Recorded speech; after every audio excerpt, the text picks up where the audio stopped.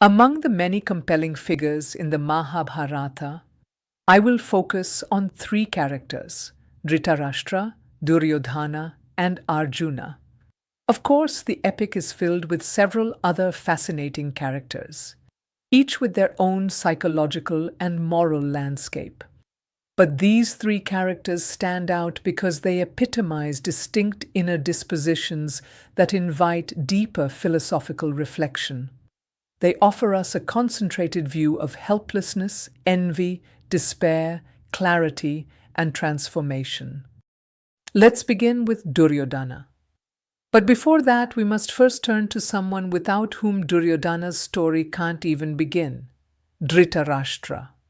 A son's emotional and ethical world often echoes his father's. In Duryodhana's case, that is quite literal. Much of what defines Duryodhana's personality, his ambition, resentment, and entitlement, is shaped by Dhritarashtra. One could say that a large percentage of Duryodhana's narrative is authored by his father's inner world. To understand this, let's briefly turn to the text itself. The Mahābhārata begins with two synopses. One is a linear summary of events. The other is a more condensed retelling, narrated by none other than Dhritarashtra himself. He speaks not to the public, but to Sanjaya, his charioteer, counselor, and the visionary narrator of the Bhagavad Gita.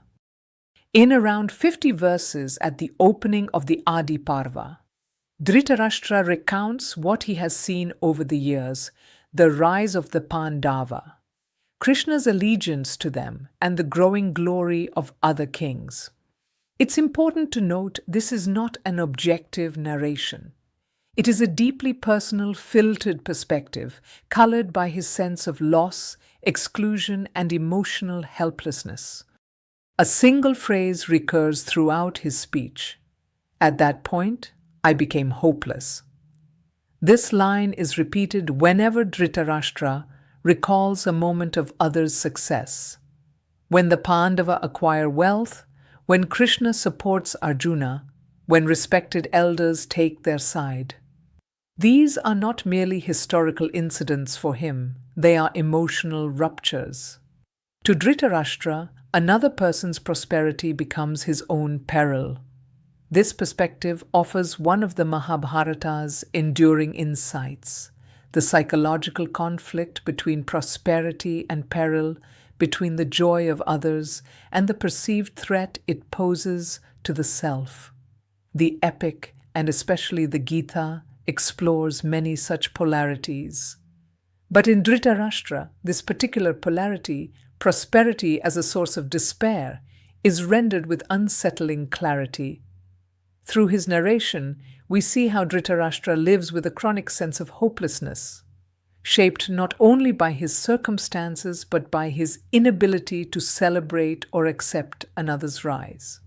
He bears witness to the downfall of his lineage and the devastation of war. Yet even before that final collapse, he lives in an interior world already marked by defeat.